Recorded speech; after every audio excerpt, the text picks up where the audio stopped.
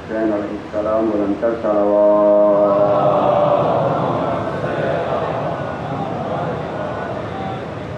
تمام ایمان شفایابی کے لیے عزادہ قبول کے لیے اعمال کی قبول کے لیے حاضرین کی مشاعر کے لیے تمام حاجات روائی کے لیے جناب حضرت علیہ السلام کی قبول والا جن کی تھوڑی آبادوں کو باتوں کے ساتھ ہوگی بلندتر صلوات.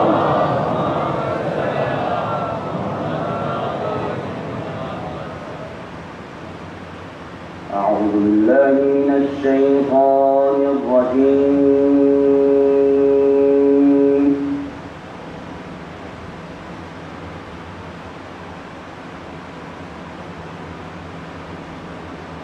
بسم الله الرحمن الرحيم.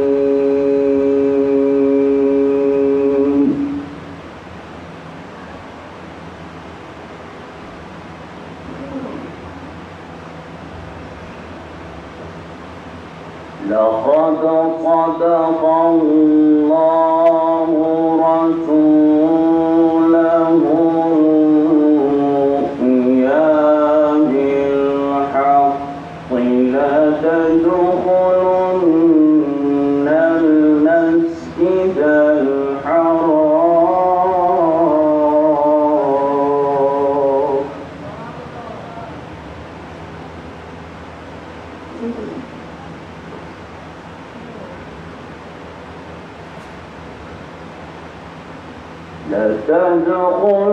لتدخلن المسجد الحرام إن شاء الله آمين محلقين رؤوسكم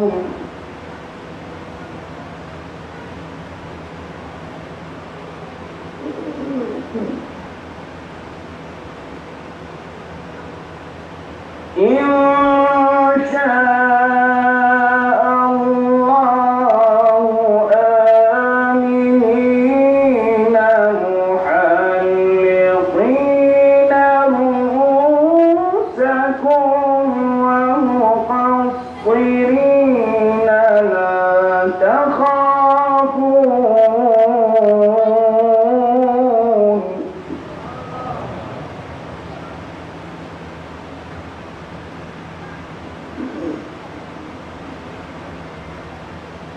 فعلم ما لم تعلموا فجعل من دون ذلك فتحا قريبا.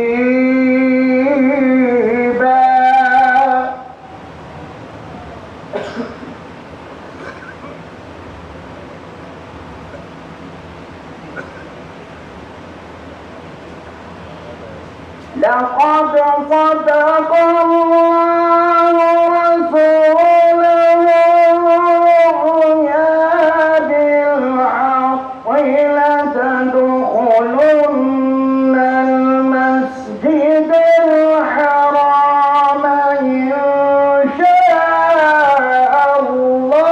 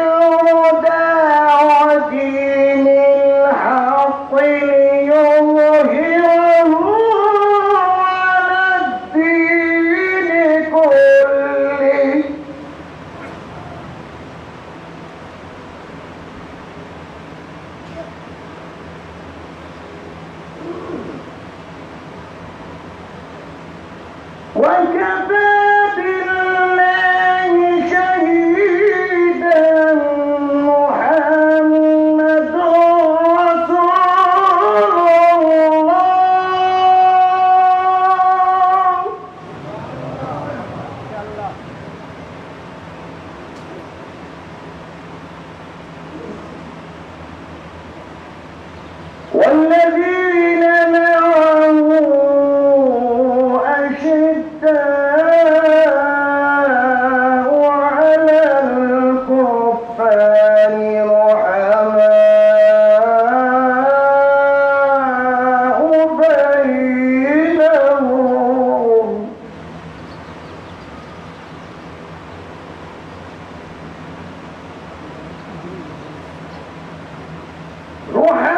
رحماء بينهم تراهم ركعا سجدا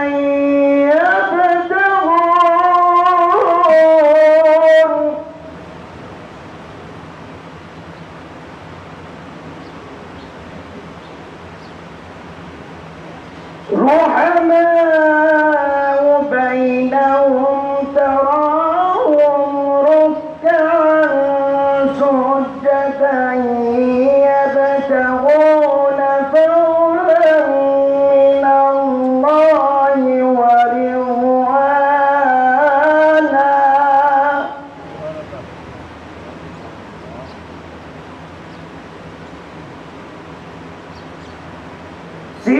سيماهم في وجوههم من أثر السجود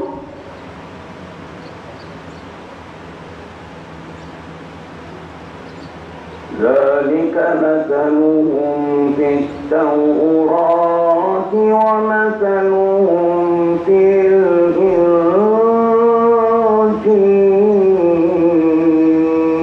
الإنجيل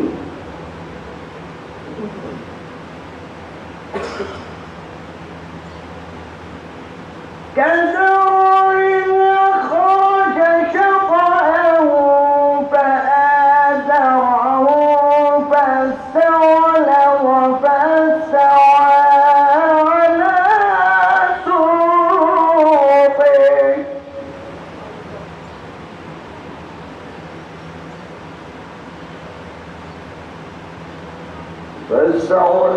فاستوى على سوقه يعجب الزراع ليغيظ بهم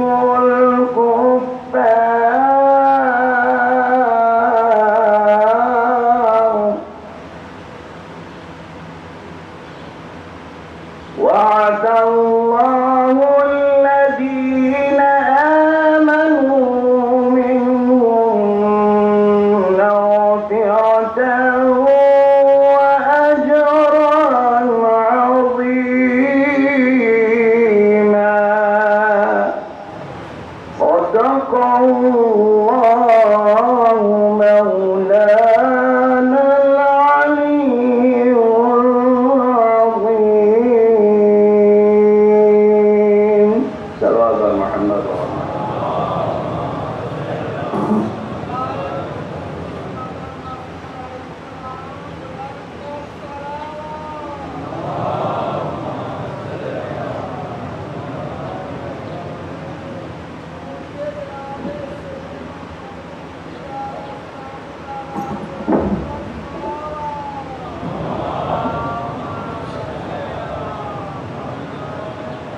ہم اجتماع داروں کو شان عزیز الحسن ذیلی صاحبان سے کہ وہ مرثیہ پانی کے لیے تشریف لائیں ضرور ملیے محمد وآل محمد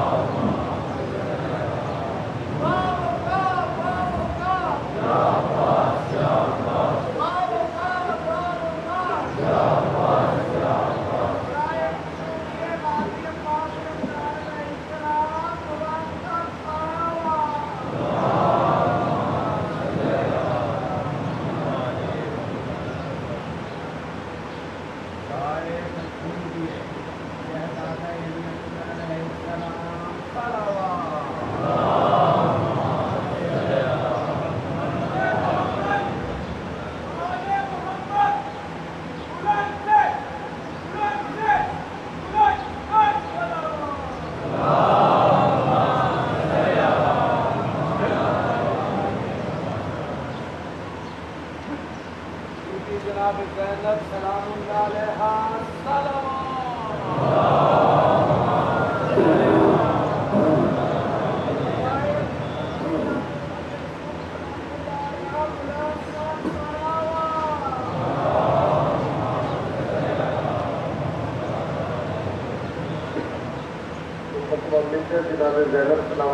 جناب زینب سلام اللہ علیہا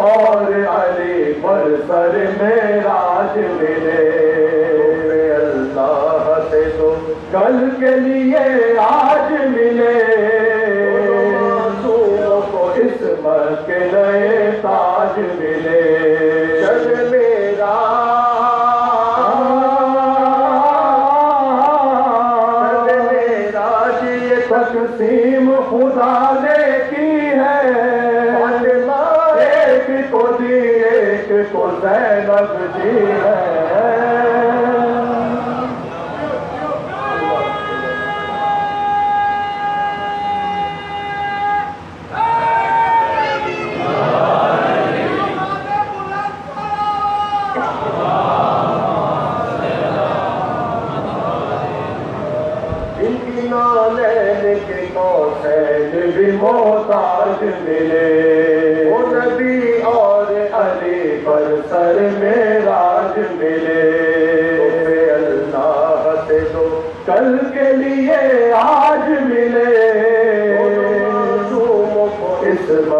نئے تاج ملے شب میرا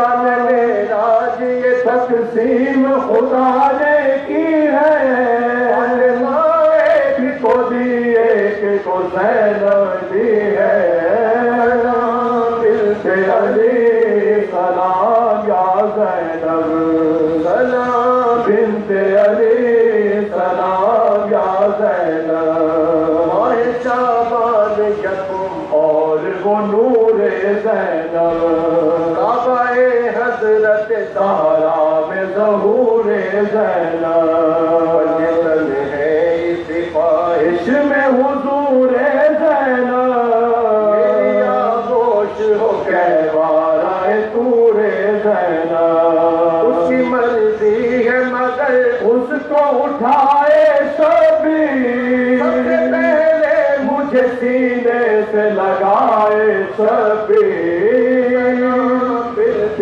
علی سلام یا زینب سلام بنت علی سلام یا زینب غربت شام کی تردید ہے پہلی شابان غربت شام کی تردید ہے پہلی شابان شابان کی تمہید ہے پہلی شابان معصوموں کی امید ہے پہلی شابان عیدوں کے لیے عید ہے پہلی شابان عرش سے بڑھ کے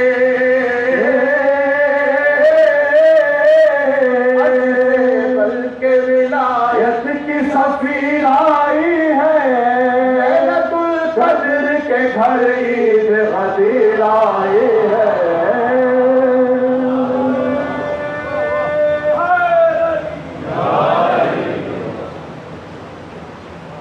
ظلمت شام کی تردید ہے پہلی شابان تین شابان کی تمہید ہے پہلی شابان معصوموں کی امید ہے پہلی شابان عیدوں کے لیے عید ہے پہلی شابان عرش سے بڑھ کے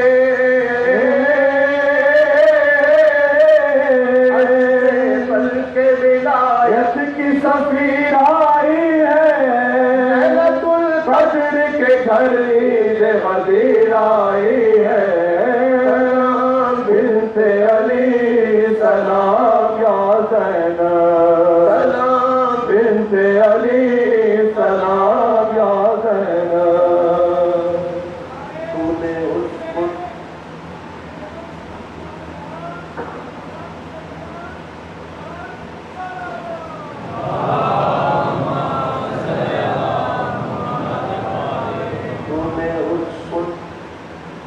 تو نے اس کو جو کہا ہو گئے آدھا خاموش صرف آدھا ہی نہیں ہو گیا کوفہ خاموش صرف کوفہ ہی نہیں ہو گئی دنیا خاموش صرف دنیا ہی نہیں عرش خدا تھا خاموش ایسا لہجے کا اثر تھا کہ زمانہ چپ تھا تیری تعظیم میں خود تیرا گھرانہ چپ تھا سلام بنت علی سلام یا زینب سلام بنت علی سلام یا زینب سلام بنت علی سلام یا زینب خطبہ دیا تھا اس کا منظر پیش کر رہے ہیں یا زینب پل ساکت بھرے دربار کی ہلچل کر دی پل ساکت بھرے بازار کی ہلچل کر دی ایک ہی بات میں ہر بات مکمل کر دی وقت پر وقت کی دہلیز مکمل کر دی معذول کیا رات معطل کر دی خوف ڈوبے ہوئے دل وہ بھر دے نہ دیے سانس بھی روک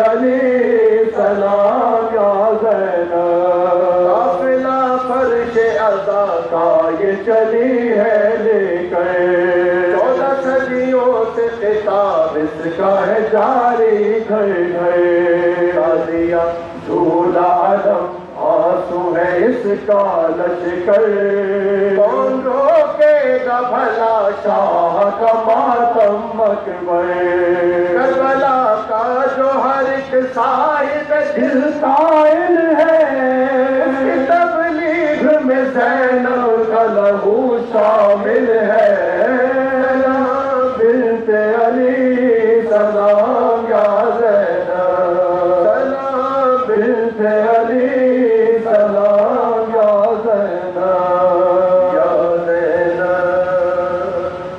یا زینب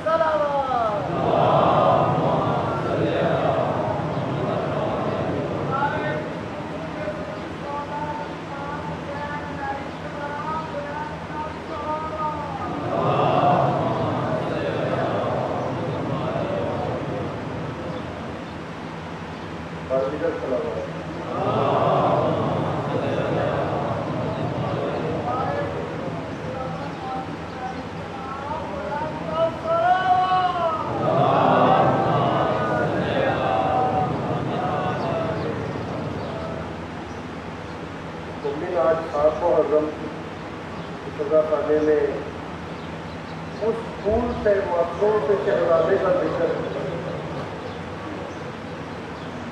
جب جناب امام حسن علیہ السلام کو جگہ دیا گیا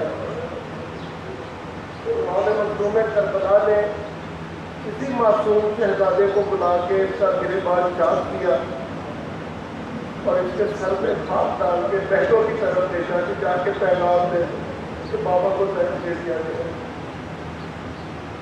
جس طرح باپ کے جگر کے کئی ٹکڑے ہوئے اسی طرح اس پھول سے معصوم بدن کے کئی ٹکڑے ہوئے.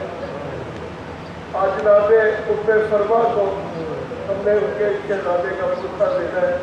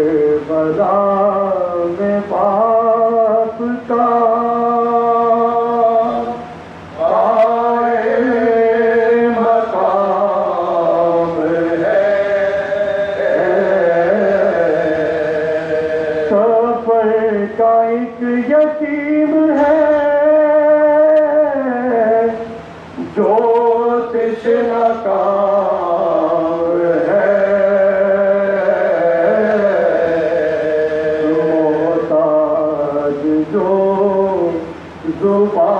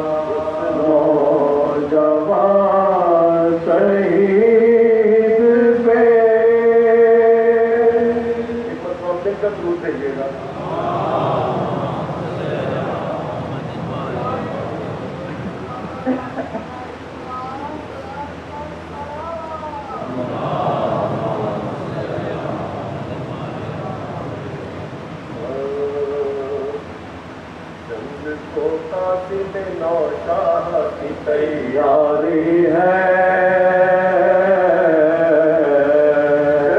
کو قاسم نوشاہ کی تیاری ہے یتیمی پہ بہت بھاری ہے میں ادھر فوج عدو ساری ہے میں ادھر فوج عدو ساری ہے خیمے میں پرواہ پہ وسیع تاری ہے خیمے میں پرواہ پہ وسیع تاری ہے موجود نہیں ہوش میں لائے کیسے روتی ہے اس غم سے چھڑائے کیسے تعویذ حسن شے کو دکھایا تھا کہ دینے کا قاسم کو دلایا تھا بھی اپنی قربانی کو ہاتھوں سے سجایا تھا بھی محمد کو رلایا تھا بھی جو مانگو دعا نام بڑا کر جائے میدان میں فرزند میرا مر جائے میدان میں فرزند میرا مر جائے فرماتی تھی قاسم قاسم سے کہ اے نور نظر کے ہمراہ بجائے شفر میں تو نائے سرحدوں کا لشکر میں جس طرح لڑے تھے حیدر طرف شور اٹھے خون ہے الغالب کا کبیرہ ہے علی ابن ابی طالب کا جذبہ تھا کہ ممتا کا تقاضا تھا جگر میں ہوا جاتا تھا جہاں زیر و زبر کے قاسم چلے میدان کو گلا پر دائے در کے قاسم چلے میدان کو گرا پر دائے در پر بیٹھ گئے پرواہ ہوا تاج گئے سے ایک بار کہا آئے تو خاموش ہوئی کچھ ایسی ایسی اٹھی دل میں کہ بے ہوش ہوئی پروا کو سنبھالے لیتی ادھر زینب قاسم سے ادھر جنگ میں تھی شیر پکار آج بیٹوں کے ہوا عرض کے شامی فنار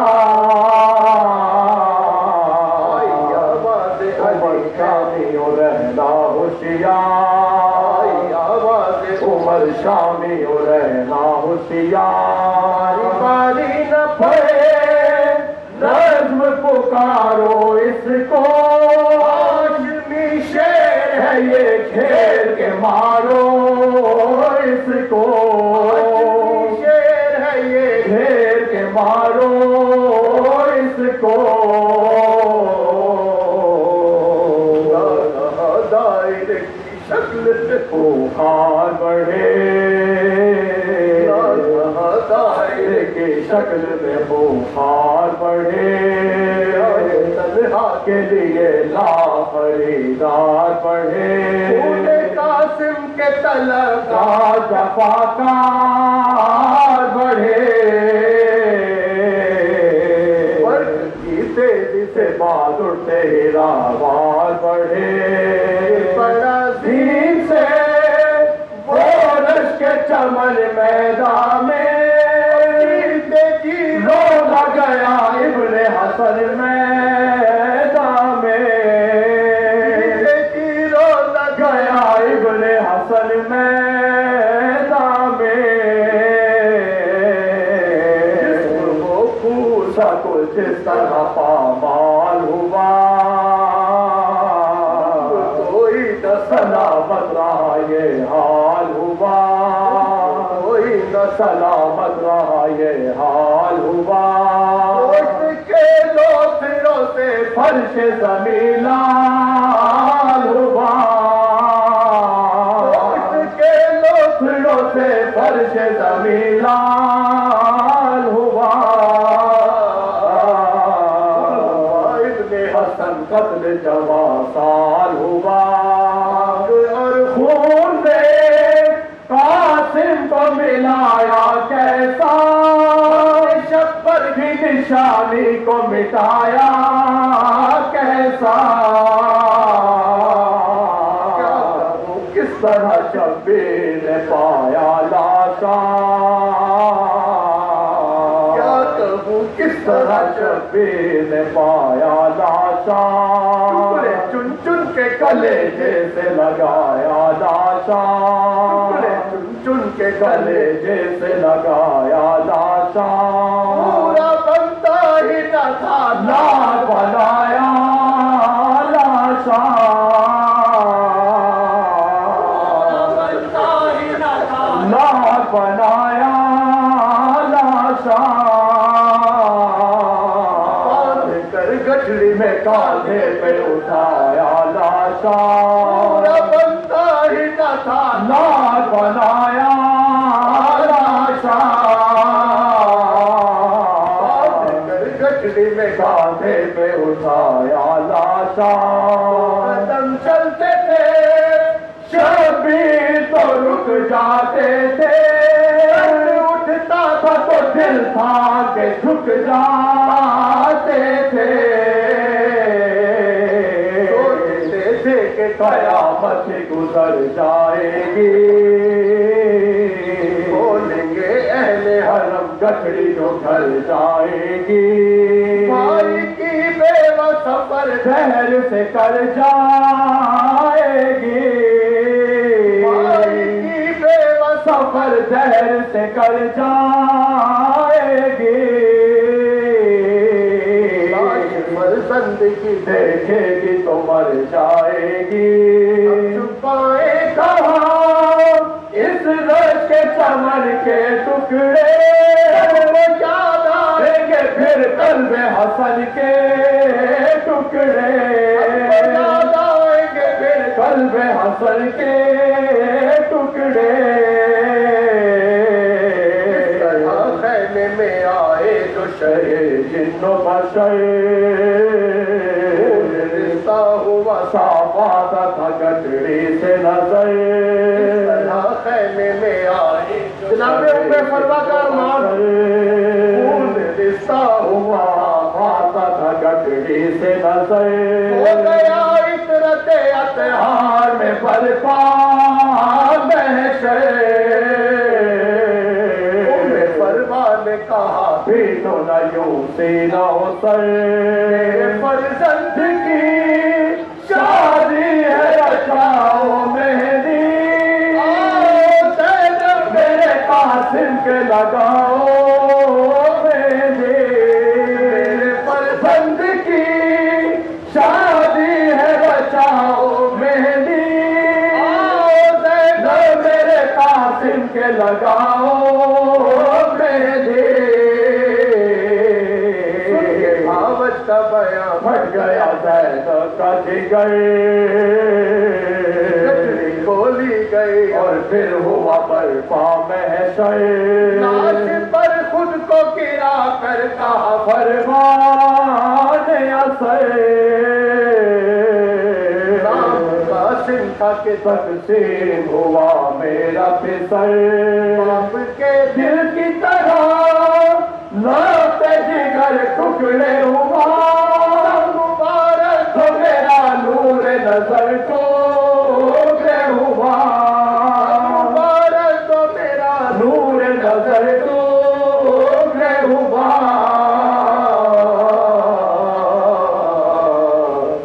جنگ کو قاسم نوشاہ،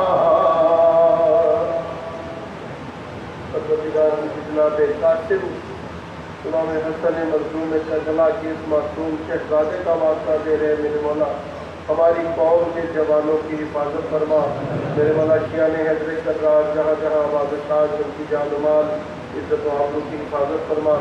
پروردگار مسلمانان عالم اسلام میں آپس میں محبت اور اتفاق کی فضا کو قائم فرما۔ پروردگار محمد و آل محمد کے صدقے میں جو بیمار ہیں انہیں شفاء کاملہ و عاجلہ عطا فرما، جو بے روزگار ہیں انہیں بہتر سے بہتر روزگار عنایت فرما۔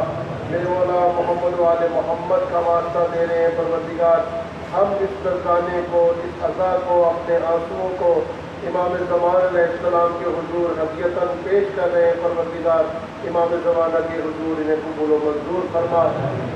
ہمارے ملک پاکستان کو استحکام عطا فرما، اندرونی اور بیرونی تمام دشمنوں کے سازشوں سے اسے محفوظ فرما۔ ربنا تقبل منا انک انت السمیع العلیم، آمین آمین یا رب العالمین برحمتک یا ارحم الراحمین۔ بیماروں کی شفا یابی کے لیے اور دعاؤں کی قبولیت کے لیے بلند تر صلوات۔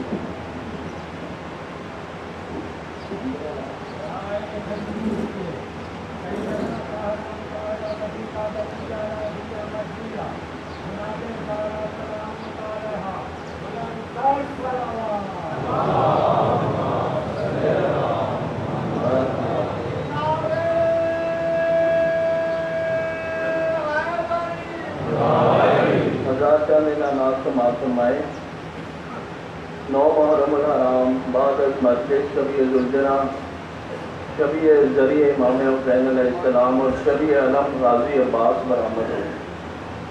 10 محرم الحرام مسجد سے شام غریبہ بعد از نماز مغربین برپا ہوگی۔ 11 محرم الحرام امام بارگاہ ڈاکٹر ریاض علی شاہ وسن پورہ میں مسجد سے سوئیں برپا ہوگی، جس سے مولانا اور آپسی صاحب رات 8 بجے سے دعوت فرمائیں گے۔ خواتین کی مجلس کا اعلان ہے۔ محرم کی آخری اتوار دن 2 بجے مجلس عزا برپا ہوگی، جس میں شفیع گہوارہ شہزادہ علی اصغر برآمد ہوگی۔ تمام خواتین سے شرکت کی صدا ہے۔ 20 محرم الحرام امام بارگاہ عطائے عباس موچی گیٹ میں مجلس عزا برپا ہوگی، جس سے علامہ ذوالفقار حسین نقوی صاحب قبلہ رات 10:30 بجے سے دعوت فرمائیں گے۔ بعد از مجلس شبیہ علم غازی عباس برآمد ہوگی۔ 28 محرم تا 2 سفر امام بارگاہ عطائے عباس موچی گیٹ میں مجالس عزا برپا ہوں گی، جس سے علامہ حافظ غلام سرور آف سرگودا رات 8 بجے سے دعوت فرمائیں گے۔ اختتامی مجلس میں شبیہ ذوالجناح برآمد ہوگی۔ بہت سے لوگوں نے دعا کے لیے کہا ہے، جس میں محمد احمد علی نے رزق کے لیے کہا ہے۔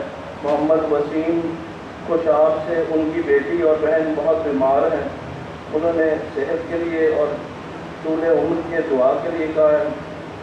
شہزاد نے رزق کے لیے کہا ہے۔ ایک مومن نے لاہور میں جاب کے لیے کہا ہے۔ نبیلہ بی بی نے دعائے صحت کے لیے کہا ہے۔ سید ہادی بہت بیمار ہیں، انہوں نے اپنی صحت کے لیے دعا کے لیے کہا ہے۔ SHO خواجہ حسن اور ان کی ٹیم اور جو سیکیورٹی میں چیکنگ کرتے ہیں، انہوں نے دعا کے لیے کہا ہے۔ باہر ملک رفیق جو پانی کی سبیل لگاتے ہیں، انہوں نے دعا کے لیے کہا ہے۔ دعا کیجیے کہ آج شہزادہ قاسم کے صدقے ان تمام مومنین کی حاجات بھر ہیں۔ درود بھیجیے محمد و آل محمد۔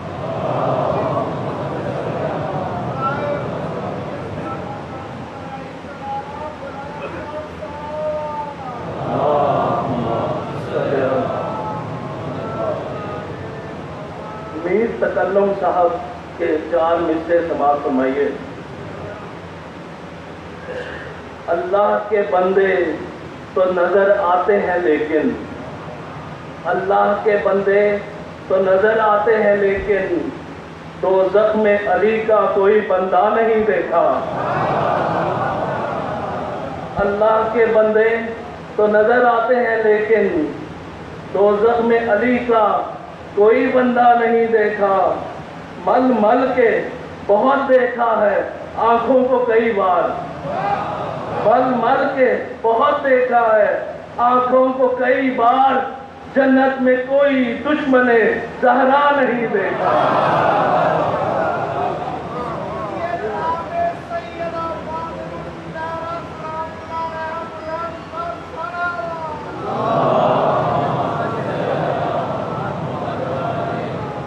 میں التماس گزار ہوں حجت الاسلام پروفیسر علامہ سید ذوالفقار حسین نقوی صاحب قبلہ سے کہ وہ تشریف لائیں اور مؤمنین سے خطاب فرمائیں۔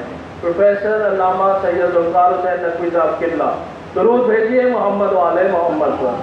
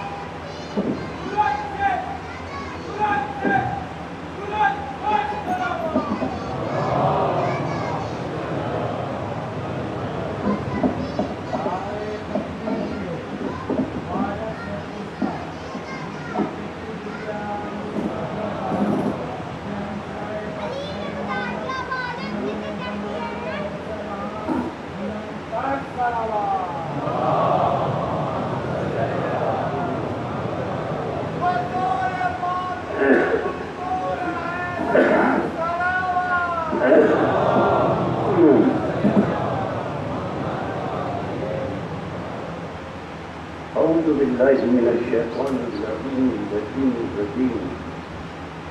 بسم الله الرحمن الرحيم الحمد لله ذي العز الشامخ المنير ذي الجلال البالغ العظيم ذي الملك الفاخر القديم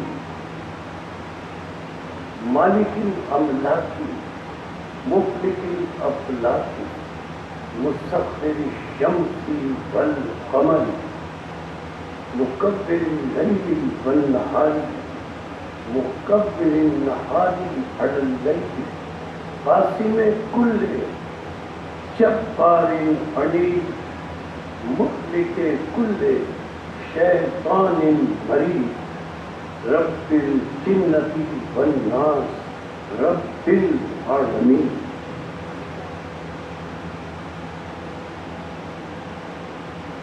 لا يذكره فراق المستصرخين لا يبره إلحاح الملحين العاصم للصالحين موفق للمفلحين مولى العالمين أنزل السكينة على قلوب المؤمنين جلت عظمته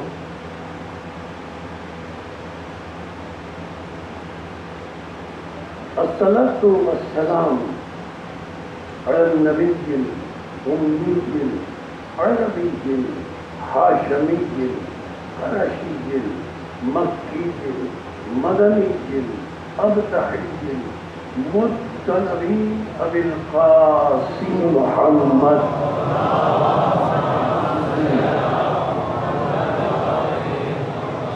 والصلاة والسلام على أهل بيته الطيبين الطاهرين المعصومين المظلومين المنتجبين المنتخبين المطهرين الذين أذهب الله عنهم الرجس وطهرهم تطهيرا.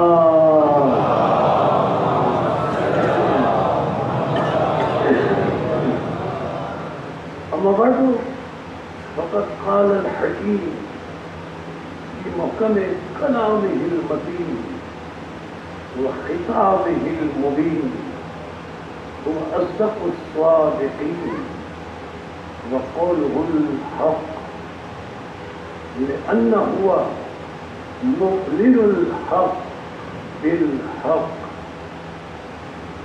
بسم الله الرحمن الرحيم. شرع لكم من الدين ما وصى به نوحا والذي أوحينا إليك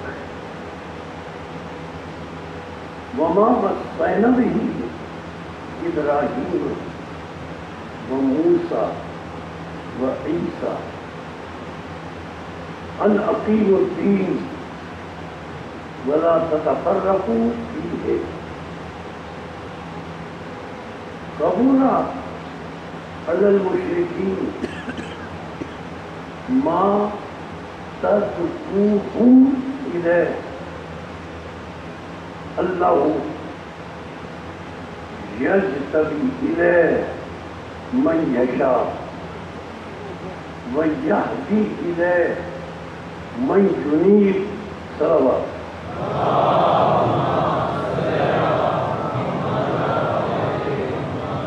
قرآن مجید کا 42واں سورہ سورہ مبارک شورى 13ویں آیت سے واقع ہوتا ہے. موضوع گفتگو آپ کے علم میں شریعت اسلام اور مشیت الہیہ. اللہ نے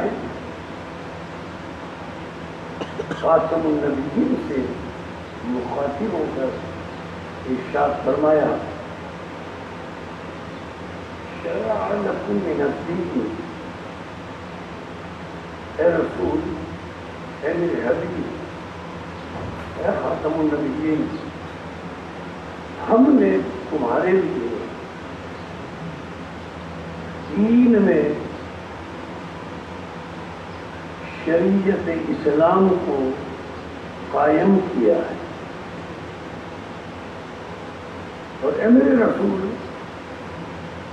یہ وہی شریعت ہے ما وصى به نوح، جو شریعت ہم نے حضرت نوح علیہ السلام کو وصیت کے ذریعے عطا کی. والذی اوحینا الیک. لیکن اے رسول، ہم نے تمہیں یہ شریعت وصیت کے ذریعے نہیں عطا کی، بلکہ تمہیں ہم نے یہ شریعت وحی کے ذریعے عطا کی. وما وصینا ابراہیم و موسیٰ و عیسیٰ. اور اے رسول خاتم، ہم نے حضرت ابراہیم علیہ السلام کو، حضرت موسیٰ علیہ السلام کو، حضرت عیسیٰ علیہ السلام کو، ان کو بھی جو شریعتیں ہم نے عطا کی وہ وصیت کے ذریعے ہی عطا کی.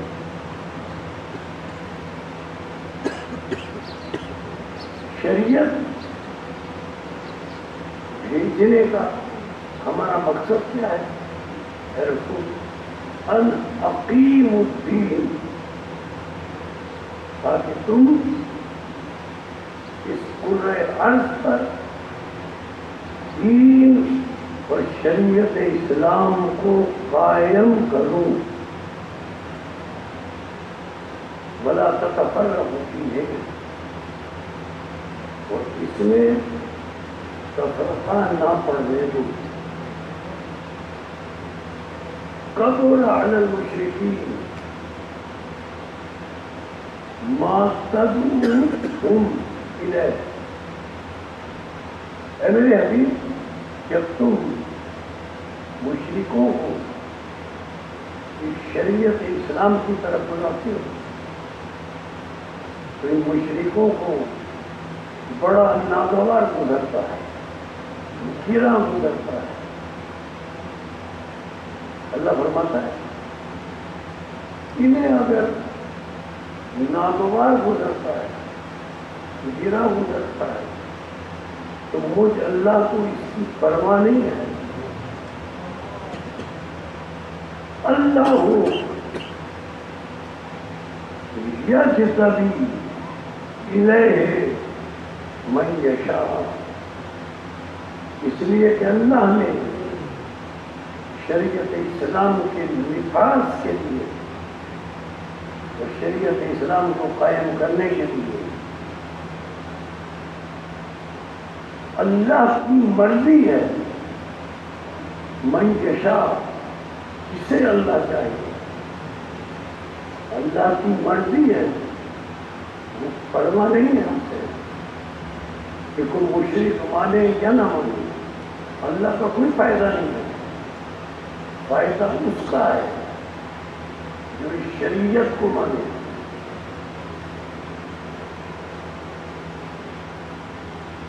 اللہ کو کوئی ضرورت نہیں، اگر اللہ کو ضرورت ہو تو اللہ نہیں رہتا۔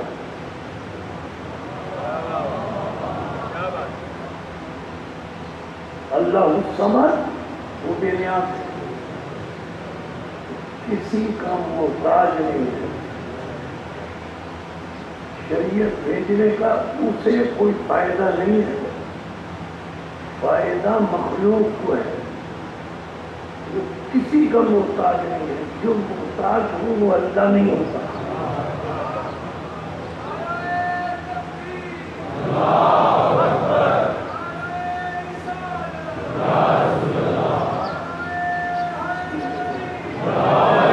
اگر ان مشرکوں کو ناگوار گزرتا ہے گزرے، اللہ کو پرواہ نہیں ہے، کیوں؟ اللہ یجتبی الیہ من یشاء، اللہ کی مرضی ہے شریعت کے نافذ کرنے کے لیے اللہ جسے چاہے مجتبی بنائے، جسے چاہے مرتضی بنائے، جسے چاہے مصطفیٰ بنائے، جسے اللہ نے مصطفیٰ منتخب کیا، مرتضی منتخب کیا، مجتبی مقرر کیا۔ اس آیت کے جز پر مختصر گفتگو کرتے ہوئے بات آگے بڑھاؤں،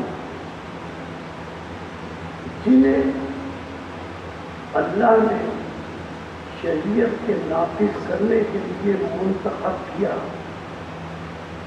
ان کے منصب بتائے، یہ منصب مجتبی ہے، یہ منصب مرتضی ہے، یہ منصب مصطفیٰ ہے۔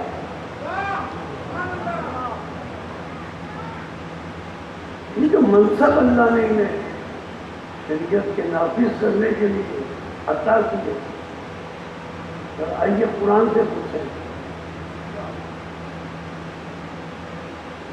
کہ جنہیں شریعت کے نافذ کرنے کے لیے اللہ نے منصب عطا کیے، ان کی قرآن نے کیا شان بتائی۔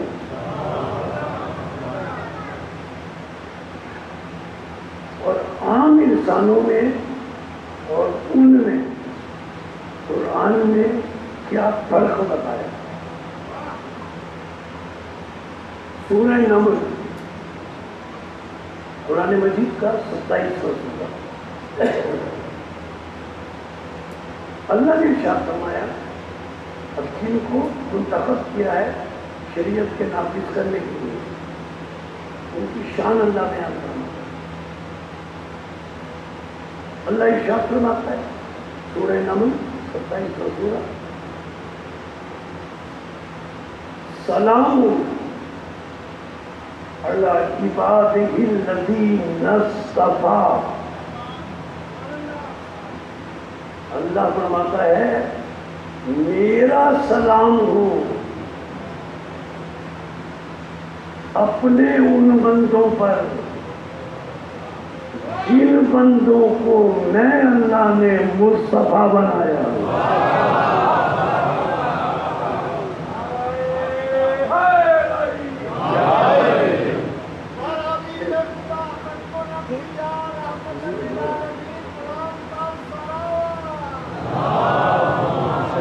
جن بندوں کو اللہ نے مصطفیٰ بنایا ان کے لیے اللہ کیا فرمایا ہے؟ سلام، میرا سلام ہو ان پر۔ کیا اعزاز ہے ان بندوں کا اور کیا شان ہے ان بندوں کی جنہیں اللہ سلام کر رہا ہے،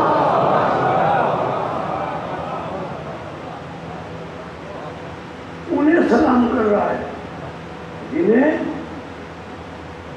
شریعت نافذ کرنے کے لیے بھیجا۔ میرا مصطفیٰ بندوں پر سلام۔ اب سورہ صافات، یہاں مصطفیٰ بندوں پر سلام۔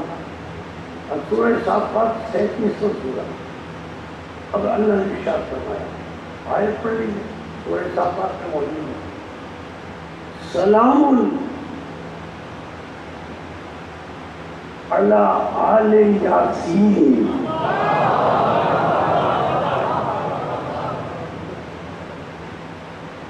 سلام علی آل یاسین، یاسین کی آل پر میرا سلام ہو۔ آئیے قرآن سے پوچھے نا تاکہ کسی کو اعتراض نہ رہے کہ یہ اپنی طرف سے ترجمہ کر رہے ہیں۔ قرآن سے پوچھ رہے تھے یاسین کسے کہتے ہیں، تو اللہ نے سورہ یاسین میں فرمایا رسول سے خطاب کر کے، یاسین والقرآن الحکیم، اے رسول تو یاسین ہے۔ جب رسول یاسین ہے تو آل یاسین آل محمد ہے۔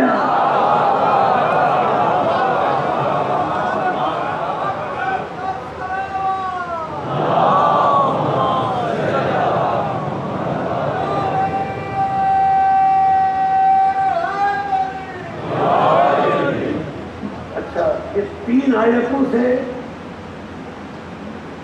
شریعت کو نافذ کرنے والوں کی شان یہ سامنے آئی کہ ان ہستیوں کو اللہ نے کہا کہ میرا سلام ہے، مصطفیٰ پر سلام، آل محمد کو سلام۔ اب کچھ تو فرق کرو،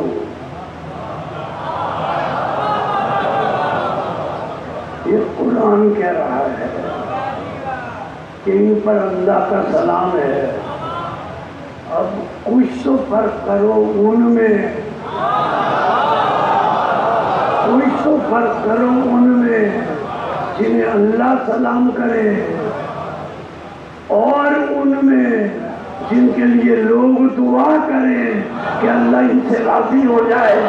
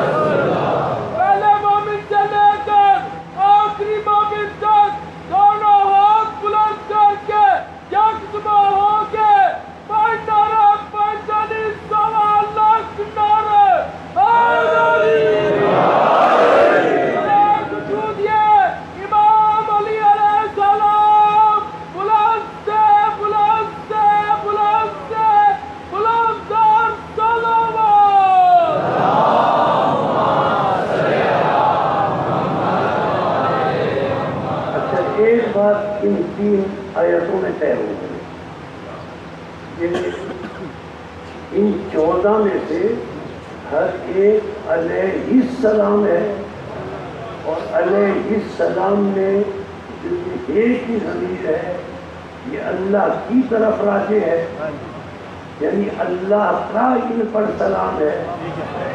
ہم جب ایک دوسرے کو سلام کرتے ہیں اس سلام میں اور اس سلام میں بڑا فرق ہے۔ ہم کہتے ہیں السلام علیکم، ہماری طرف سے تم پر سلامتی ہو۔ اللہ کہہ رہا ہے ہماری طرف سے تم پر سلامتی ہو۔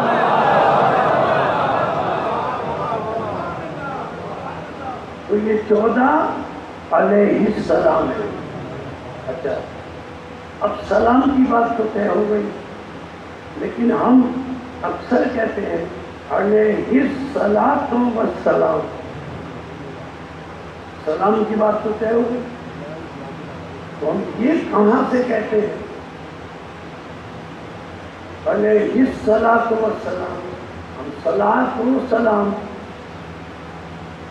دونوں کہتے ہیں۔ آئیے قرآن سے پوچھیں کہ ہم نے علیہ السلام اور علیہ الصلاۃ والسلام کیوں کہتے ہیں؟ جب نے قرآن سے پوچھا، سورہ احزاب معروف آیت ہے، سب کو یاد ہے، اللہ فرماتا ہے ان اللہ و ملائکتہ یصلون علی النبی یا ایھا الذین آمنوا صلوا علیہ وسلموا تسلیما۔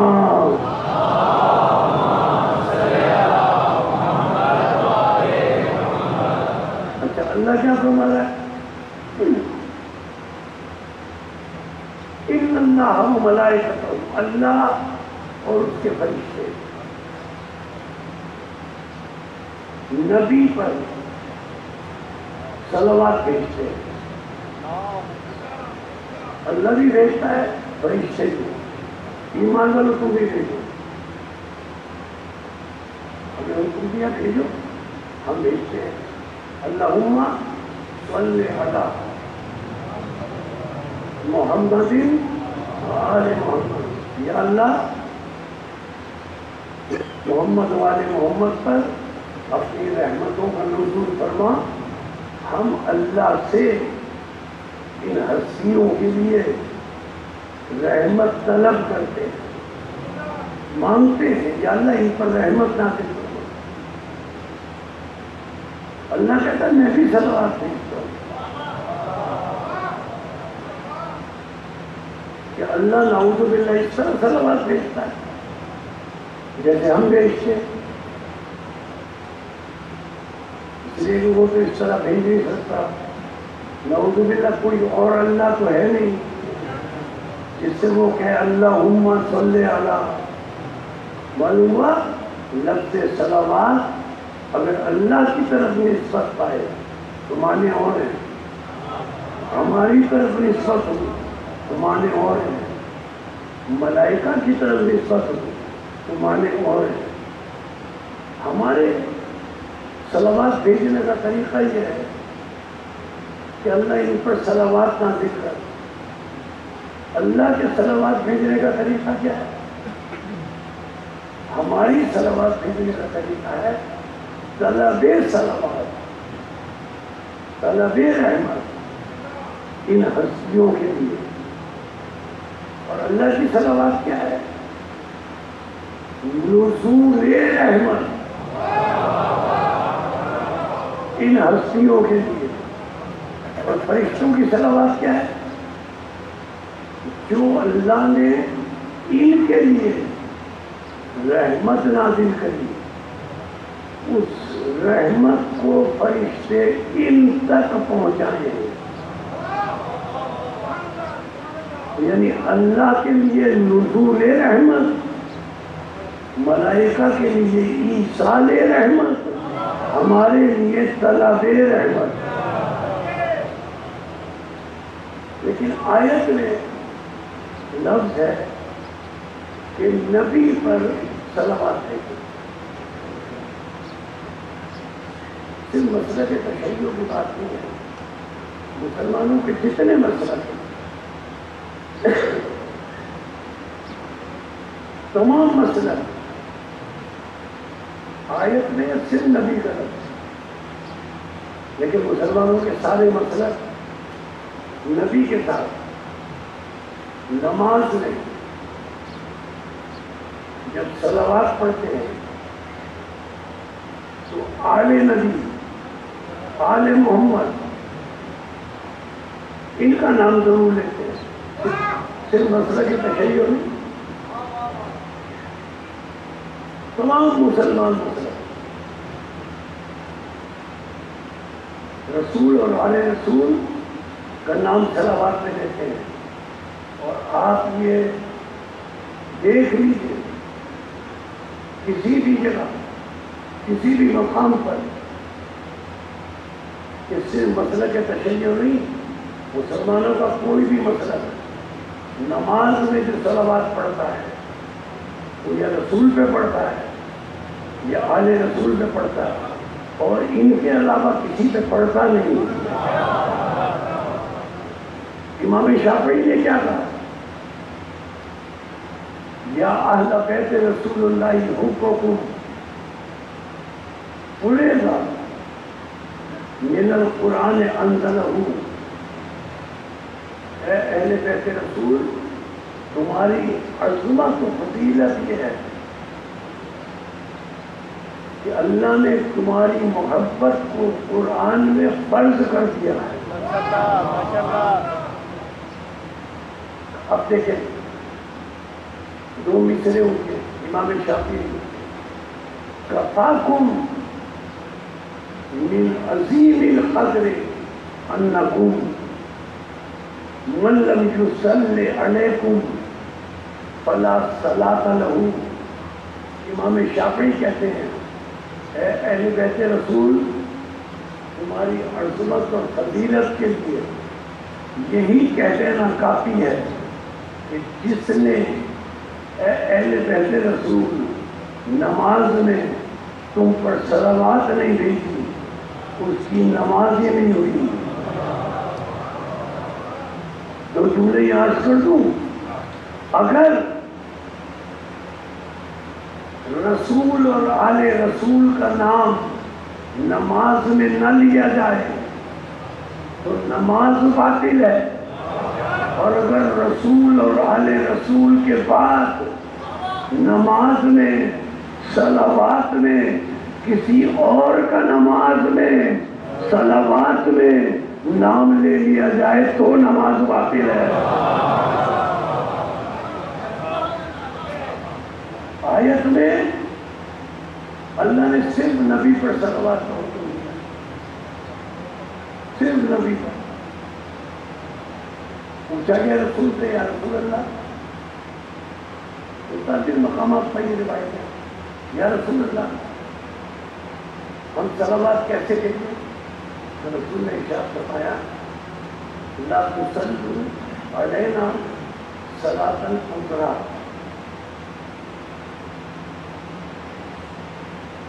یہ قدرہ جو ہے نا ابتر کی مونت ہے، ان شانیہ کا هو الابتر، کیونکہ لفظ صلاۃ مونت ہے تو ابتر کی وجہ قدرہ آیا۔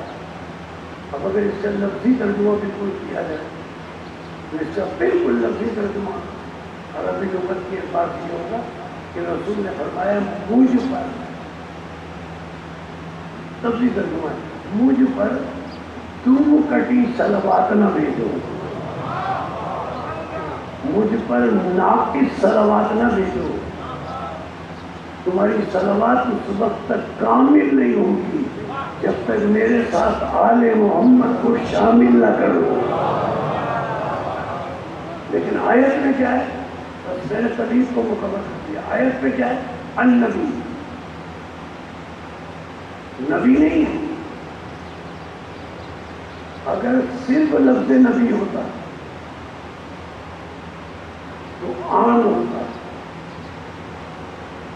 اگر آیت ہوتی نا ان اللہ و ملائکتہ یصلون علی نبی،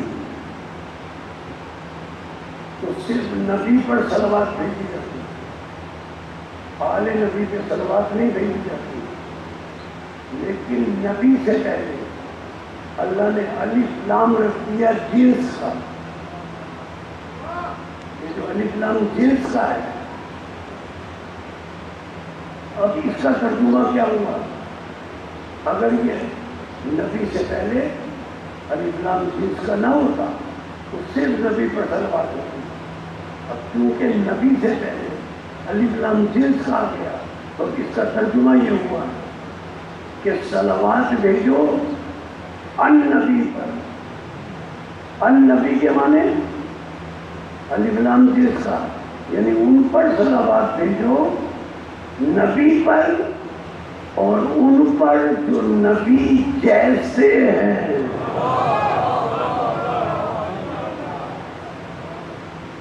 اب جو نبی جیسے ہیں ان پر صلوات ہے،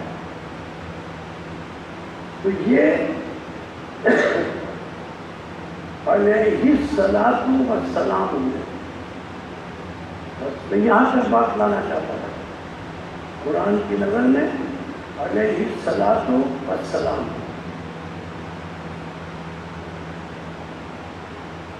اچھا، خاتم النبیین کے مخلص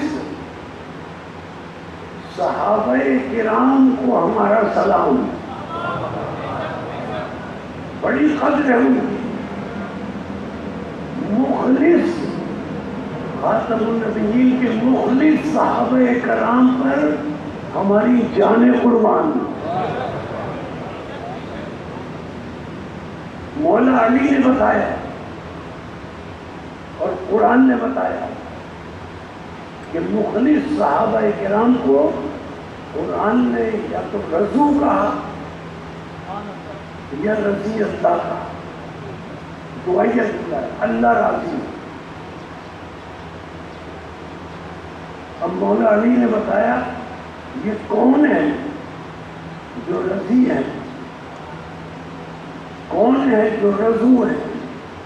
اب مولا کائنات فرماتے ہیں 7 افراد ایسے ہیں، مولا فرماتے ہیں 7 افراد ایسے ہیں جن کے صدقے میں آسمان سے پانی برستا ہے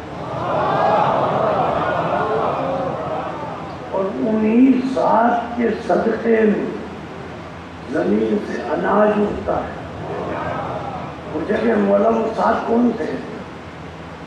اب مولا نے بتایا وہ صحابہ کرام ہے نا، مولا نے بتایا سنو وہ 7 معزز صحابی کون ہیں؟ اب مولا علی ان کے نام گنوا رہے ہیں، ارشاد فرمایا کون؟ ابو ذر،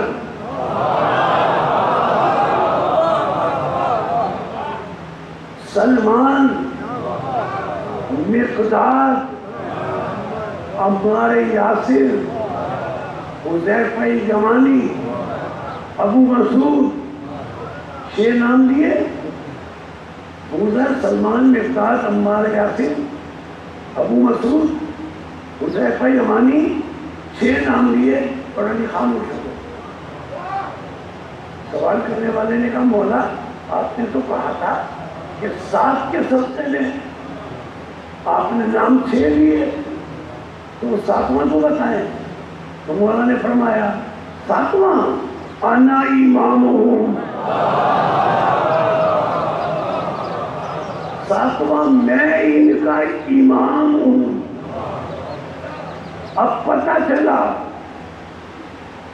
اپنا ذکر امام کی حیثیت سے علی نے کرا کر یہ بتایا کہ دیکھو یہ رضی اللہ وہ ہے جو جنت مانگتے ہیں، ہم علیہ السلام وہ ہیں جو جنت دیتے ہیں۔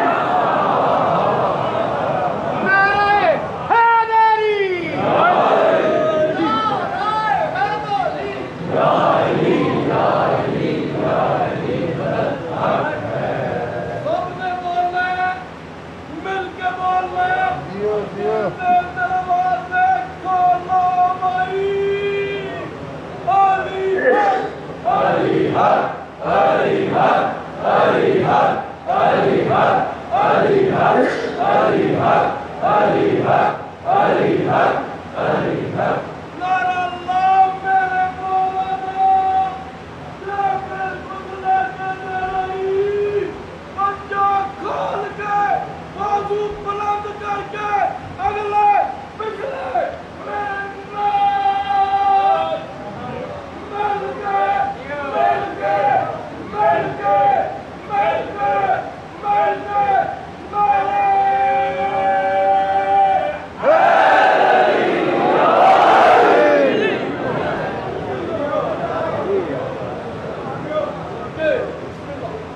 امام رضا علیہ السلام کا فرمان ہے.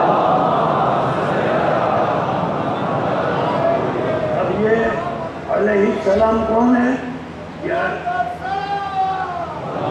علیہ السلام کون ہے؟ امام رضا فرماتے ہیں، آٹھویں امام ہمارے ارشاد فرماتے ہیں کہ ناراض ہونا یا راضی ہونا، کسی سے خوش ہونا یا کسی پر غصہ کرنا، امام فرماتے ہیں یہ کیفیات ہیں، اور کیفیات وہ ہوتی ہیں جن میں تغیر اور تبدل ہوتا ہے. جہاں تغیر ہوگا،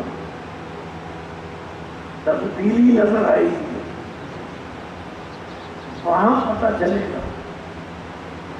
کون ناراض ہے، کون راضی ہے.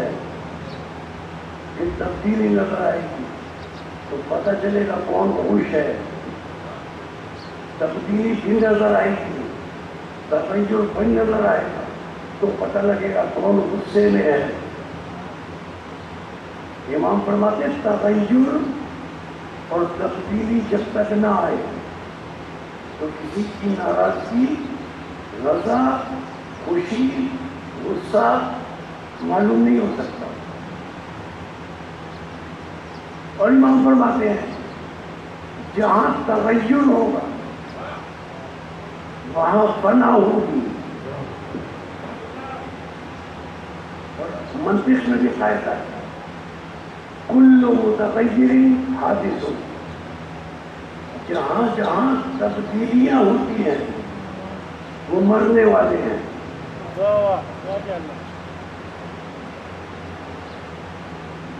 امام فرماتے ہیں کہ اللہ میں نہ تغیر ہے نہ تبدیلی ہے. اگر تغیر اور تبدیلی ہو تو پتہ چلے کہ اللہ کس سے راضی ہے، اللہ کس سے ناراض ہے، کس سے خوش ہے، کس سے اللہ غصے میں ہے. اور تغیر اور تبدیلی اللہ میں ہو نہیں سکتی، اس لیے کہ یہ فنا کی علامت ہے، موت کی علامت ہے. اور وہ حی ہے، وہ قیوم ہے، وہ موت اور زندگی کا خالق ہے، اس میں تغیر ہو نہیں سکتا. پھر پتہ کیسے چلے؟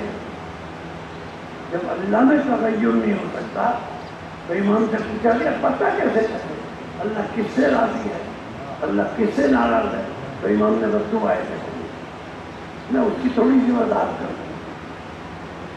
اور سوال کرنے والا سمجھ گیا کہ امام کیا فرمانا چاہتے ہیں. ایک سورہ قصص کی آیت 28 میں اس نے پوچھا کیسے پتہ چلے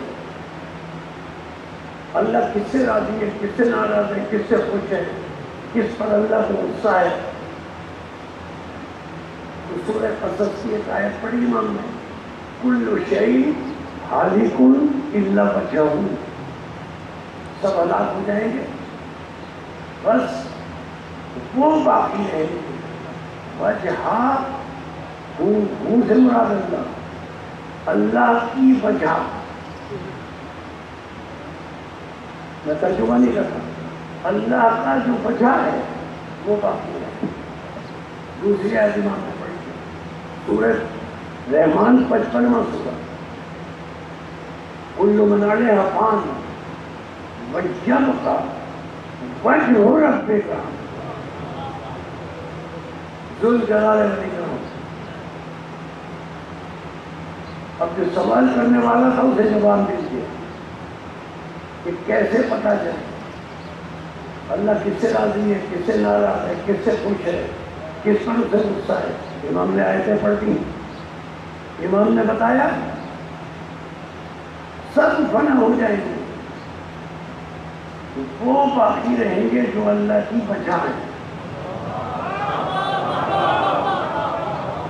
اچھا, اردو زبان میں بھی وجہ عربی میں کہتے ہیں چہرے کو, ٹھیک ہے نا. اب اللہ کا تو نہ جسم نہ بدن نہ چہرہ. اگر چہرہ ہوتا اللہ کا تو پتہ چلتا کہ وہ کس سے خوش ہے, کس سے ناراض ہے, کس سے راضی ہے. اس کا چہرہ ہے نہیں. وہ فرماتا ہے یہ جو چہرہ ہے نا, ہم اردو میں بھی جو لفظ وجہ مانے ہیں, چہرے کے مانے وجہ, وجہ کے مانے چہرہ. ہم اردو میں بھی جو کہتے ہیں یہی مانے مراد ہوتے ہیں. جیسے ہم اردو میں جملہ کہیں یہی وجہ ہے, کیا مطلب ہوا؟ یہی سبب ہے. وجہ کے مانے سبب. اب سنیں, عربی میں چہرے کو وجہ کیوں کہتے ہیں؟ اس لیے عربی میں چہرے کو وجہ اس لیے کہتے ہیں کہ انسان کے بدن کی, انسان کے جسم کی پہچان کی چہرہ وجہ ہے. چہرے کی وجہ سے انسان پہچانا جاتا ہے یہ فلاں ہے. اگر چہرہ نہ ہوتا تو انسان پہچانا نہ جاتا. معلوم ہے وجہ کے معنی جس کی وجہ سے بدن پہچانا جائے اسے چہرہ کہتے ہیں, اسے وجہ کہتے ہیں. اب ترجمہ کریں آیت کا. کل من علیہا فان, سب فنا ہو جائیں گے. یبقی وجہ ربک ذو الجلال والاکرام, صرف وہ باقی رہیں گے جو اللہ کی پہچان کی وجہ ہے. اور جب معصوم سے پوچھا گیا کہ اللہ کی پہچان کی وجہ کون ہے تو معصوم نے فرمایا انظر الینا نحن وجہ اللہ, ہماری طرف دیکھو ہم 14 اللہ کی پہچان کی وجہ ہے. یعنی اگر اللہ کی ناراضگی کو پتہ کرنا ہے اللہ کس سے ناراض ہے تو یہ دیکھو یہ 14 کس سے ناراض ہے. اگر اللہ کی خوشی کو پتہ کرنا ہے تو یہ دیکھو یہ 14 کس سے خوش ہے. اگر اللہ کے غصے کو پتہ کرنا ہے تو ان 14 کو دیکھو یہ کس پر غصہ ہی نہیں آ رہا ہے. اب طے ہو گئی نا بات, اللہ کی ناراضگی معلوم کرنی ہے تو ان 14 کو دیکھو جس سے یہ ناراض اس سے اللہ ناراض, جس سے یہ ناراض اس سے اللہ ناراض. اب میں نام نہیں لیتا, یہ نام بنا ہی نہیں ہے, یہ ممبر بنا ہی نہیں ہے.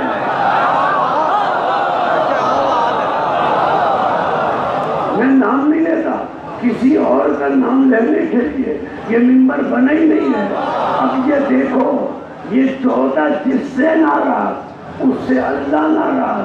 اب میں نام نہیں بتاتا, صحیح بخاری میں خود جا کر پڑھ لو کہ سیدہ کس سے ناراض ہے.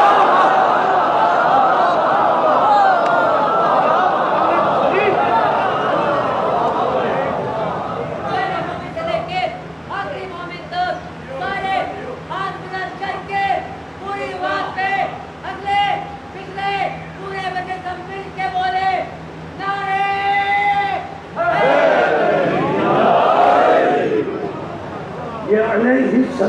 والسلام یہ وجہ اللہ،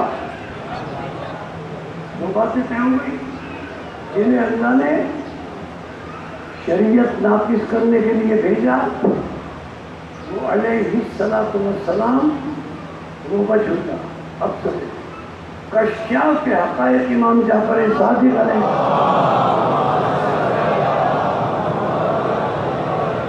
اب وہ کیا فرما رہے ہیں؟ ارشاد فرماتے ہیں ان اللہ خلق انوارا من النور والنور من الحرف والحرف من الآیت والآیت من السورہ والسورہ من الیاقوت والیاقوت من امر کن والامر کن من لا شیء واللا شیء من المشیت انظر الینا نحن مشیت اللہ۔ امام فرما رہے ہیں ہم اللہ کی مشیت ہے۔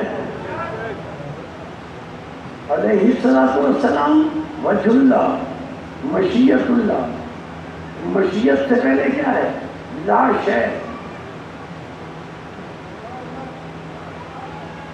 لا شیء من المشیت، یعنی مشیت وجود میں آئی لا شیء سے۔ امام بتلانا یہ چاہ رہے ہیں کہ ہم مشیت اللہ ہیں، لا شیء سے ہیں، یعنی جو اللہ کی مشیت ہو اس کا شیء پر بھی اقتدار ہوتا ہے، اس کا لا شیء پر بھی اقتدار ہوتا ہے۔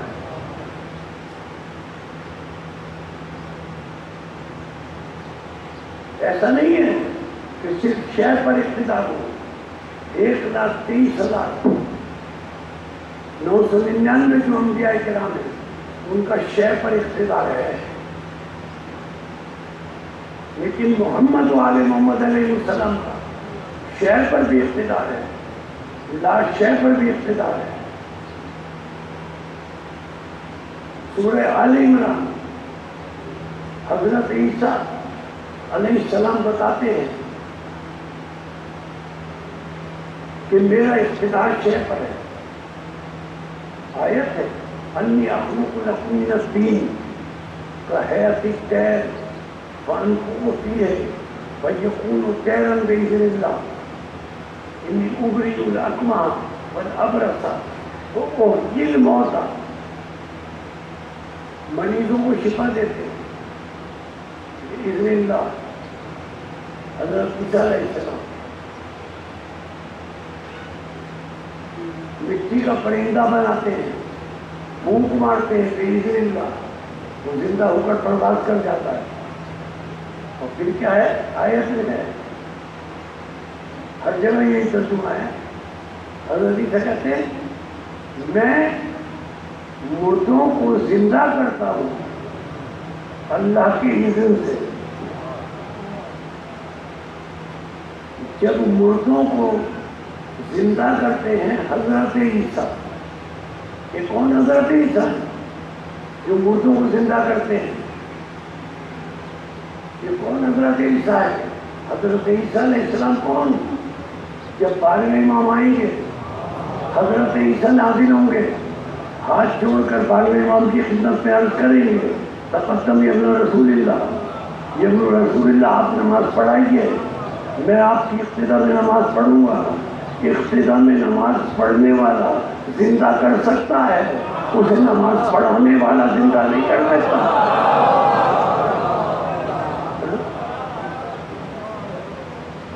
جو نماز پڑھا رہا ہوں اور جب 12واں زندہ کر سکتا ہے تو کیا پہلا زندہ نہیں کر سکتا؟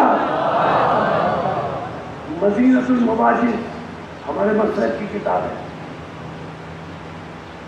اس میں یہ واقعہ مختصر کا موجود ہے۔ حضرت علی قمبر کے ساتھ قبرستان میں گئے،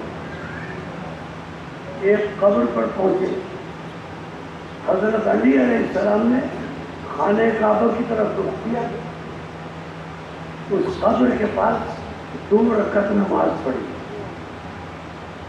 نماز پڑھنے کے بعد اس قبر سے مخاطب ہو کر کہا قم بإذن اللہ. مردہ زندہ ہو کر قبر سے باہر آ گیا. جب حضرت علی قبرستان سے باہر آئے تو کہا قمبر تم نے دیکھا کہ میں نے 2 رکعت نماز پڑھی. میں نے قم بإذن اللہ کہا, صرف قم نہیں کہا, بإذن اللہ کہا. میں نے 2 رکعت نماز قمبر اس لیے پڑھی اور بإذن اللہ میں نے اس لیے کہا کہ کہیں اے قمبر تم مجھے اللہ نہ سمجھ لو. میں نے اس لیے نماز پڑھی کہیں تم مجھے اللہ نہ سمجھ لو, اس لیے کہ اللہ وہ ہے جس کی بارگاہ میں علی سجدے کر رہے ہیں.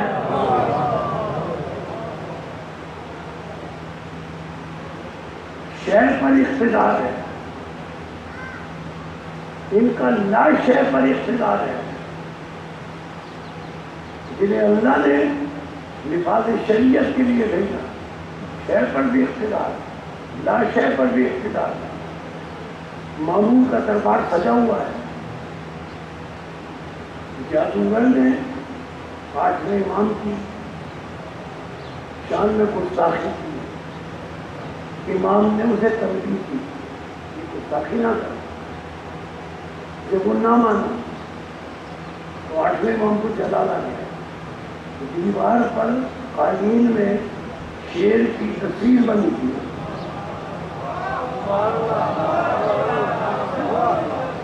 وہ شیر کی تصویر شے نہیں تھی, وہ مادہ نہیں تھا, وہ لا شے تھی. 8ویں امام کو جلا لایا.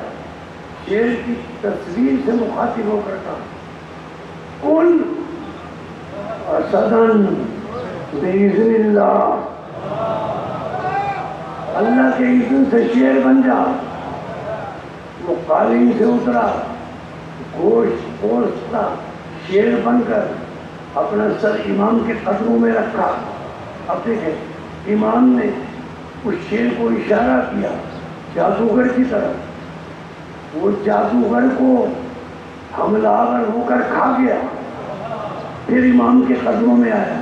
پہلے امام نے اشارہ کیا تو جادوگر کی طرف, اب شیر پھر قدموں میں آیا جادوگر کے کھانے کے بعد. اب شیر نے اشارہ کیا مامون کی طرف.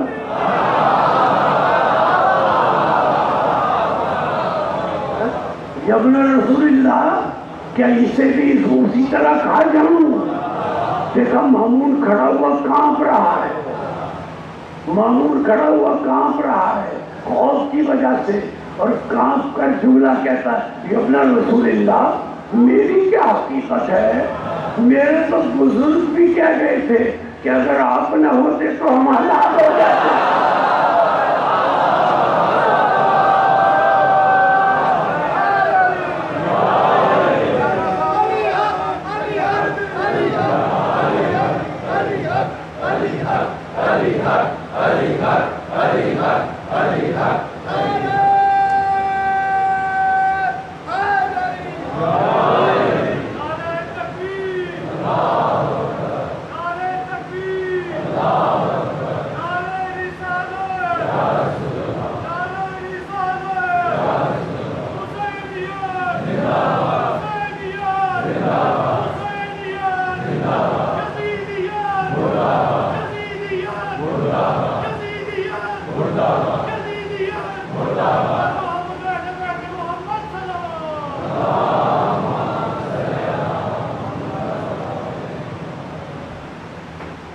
یہ شریعت کا حفاظت کرنے والے ہیں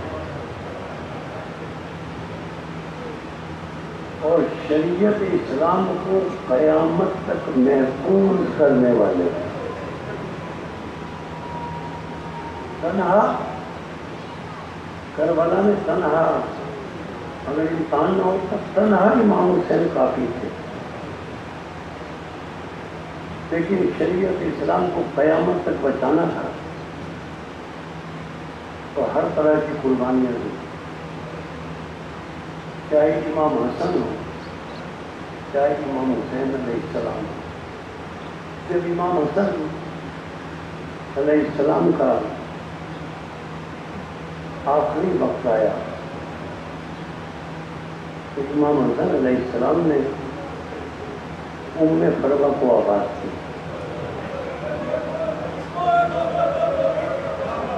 حضرت قاسم کی عمر اس وقت سینہ مبارک حضرت قاسم کا 2.5 یا 3 سال کا تھا۔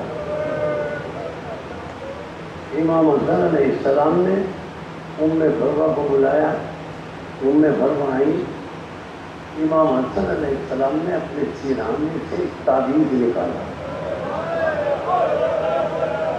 ام فرما جب قاسم بڑے ہوں تو ان کے بازو میں یہ تعویذ باندھ لینا اور ان سے کہنا کہ تمہارے بابا یہ کہہ کر گئے ہیں کہ جب کوئی انتہائی مشکل کا وقت ہو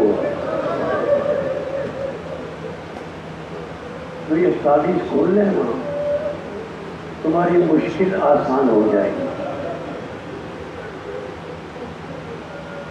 کربلا میں شب عاشور آئی،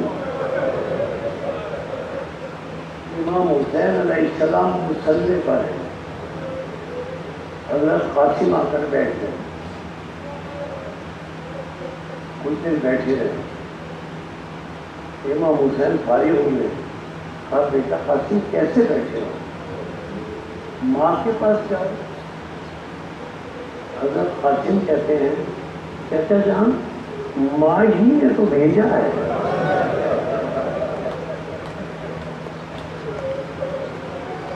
اور ماں نے سلام کے بعد کہا ہے کہ مولا سے کہنا بیوہ کا ہدیہ قبول کر لیں۔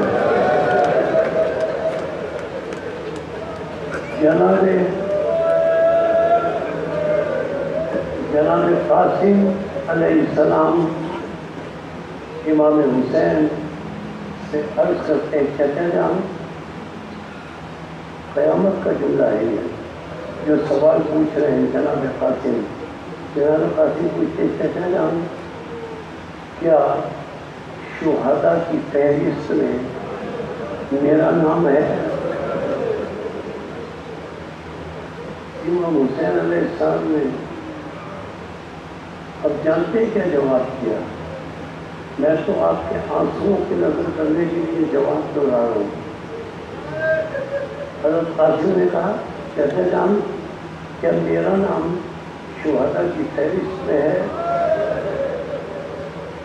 امام حسین علیہ السلام کہتے ہیں بیٹا قاسم تیری تو بات ہی اور ہے، بیٹا قاسم تیری تو بات ہی اور ہے، شہداء کی فہرست میں تو علی اصغر کا نام بھی ہے۔ بس یہ سننا تھا، حضرت قاسم کو جلال آ گیا، کانپنے لگے اور کانپ کر کہتے چچا جان کیا اشیاء خیمے میں آ جائیں گے؟ کیا اشیاء خیمے میں داخل ہو جائیں گے؟ امام حسین نے فرمایا بیٹا قاسم کس میں ہمت ہے کہ تیری زندگی میں کوئی خیمے میں داخل ہو جائے؟ روز عاشور آیا، حضرت قاسم بار بار امام حسین کے پاس جاتے ہیں، چچا جان کی اجازت دے دیں، چچا جان کی اجازت دے دیں۔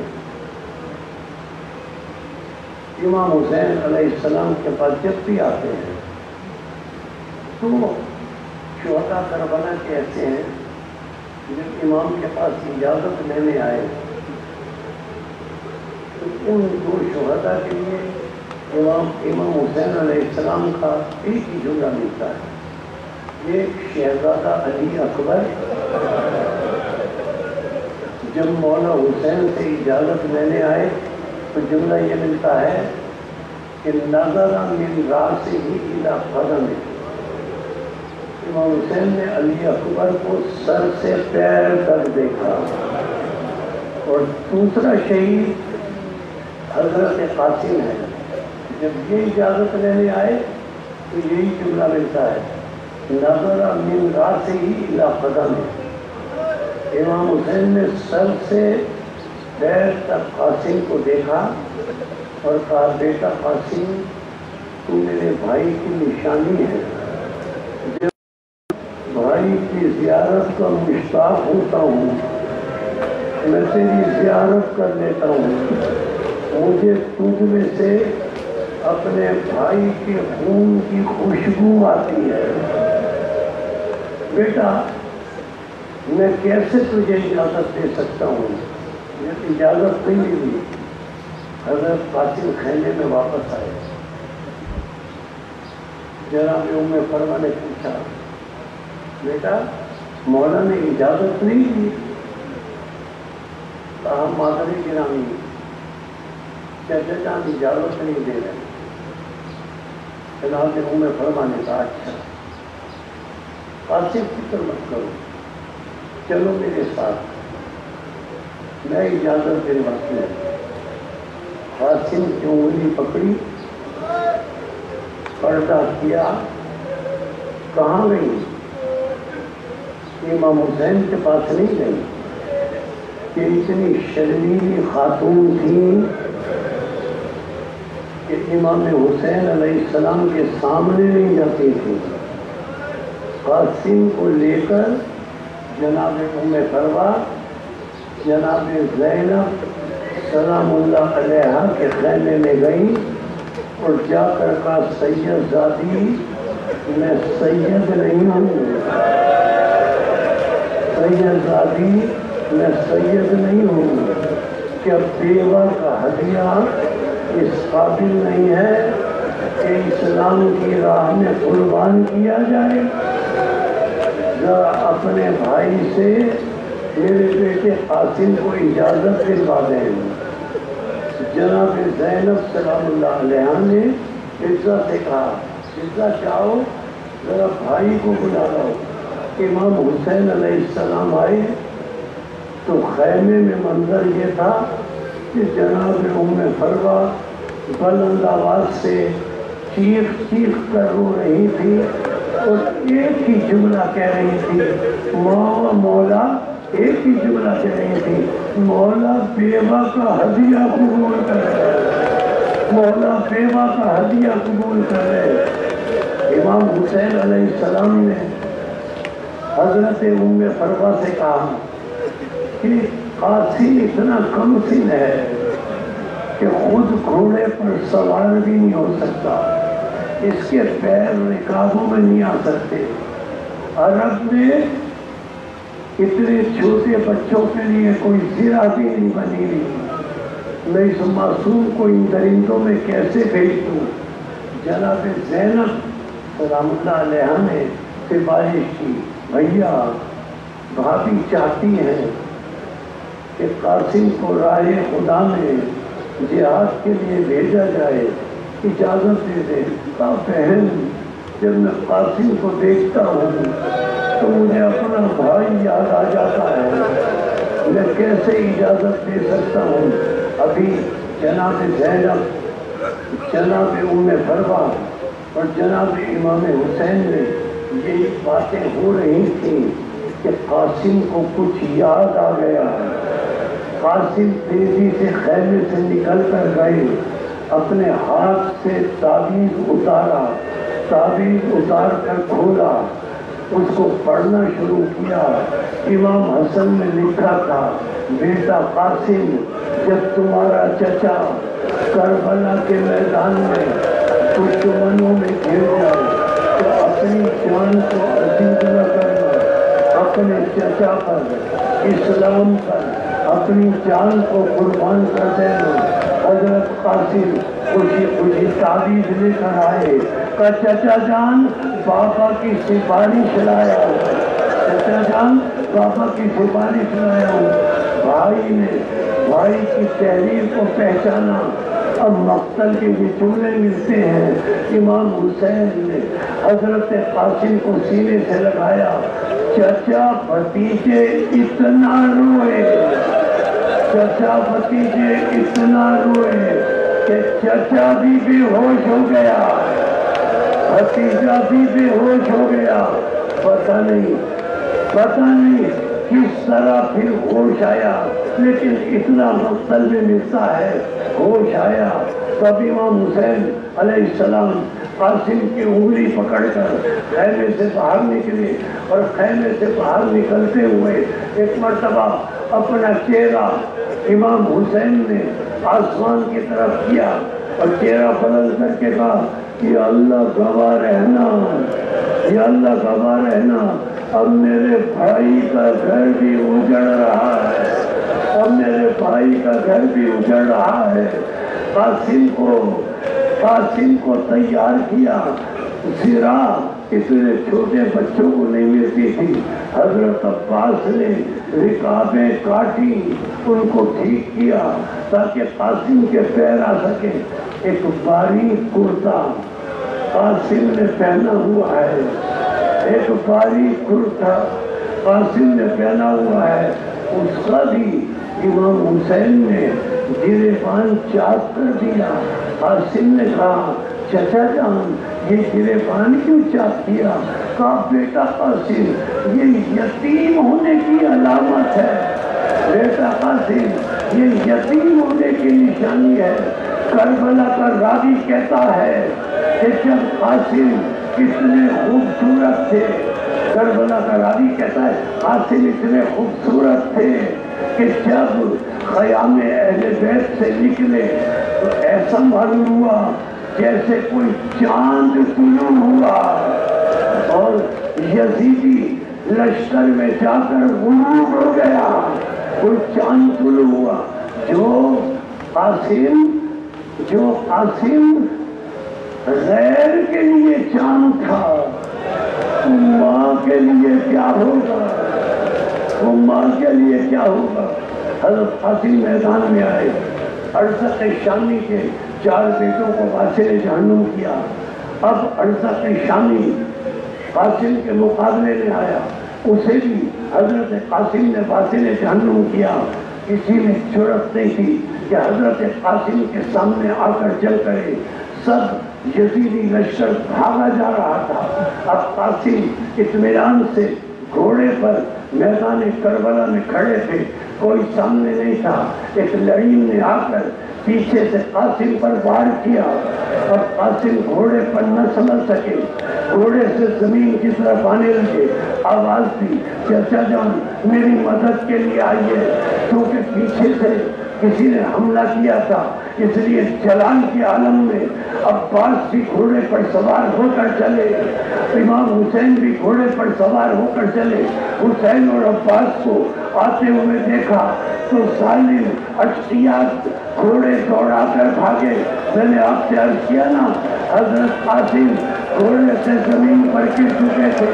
جب اشتیاق گھوڑے دوڑا کر بھاگے, جب اشتیاق, اب سمجھ گئے نا, جب اشتیاق گھوڑے دوڑا کر بھاگے, گھوڑے دوڑا کر بھاگے, قاسم گھوڑے سے گرے تھے لیکن زندہ تھے, قاسم زندہ تھے.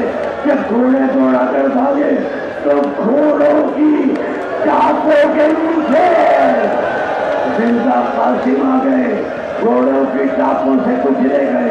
میں مولا حسین کی خدمت میں عرض کروں, مولا کربلا میں یا تو آپ کو پامال گھوڑوں سے کیا گیا یا قاسم کو گھوڑوں سے پامال کیا گیا, لیکن مولا حسین میں آپ کی خدمت میں عرض کروں گا, جب آپ کو گھوڑوں سے پامال کیا گیا آپ شہید ہو چکے تھے, لیکن جب قاسم کو پامال کیا گیا تو قاسم زندہ تھے, قاسم زندہ تھے, زندگی میں پامال کیا گیا.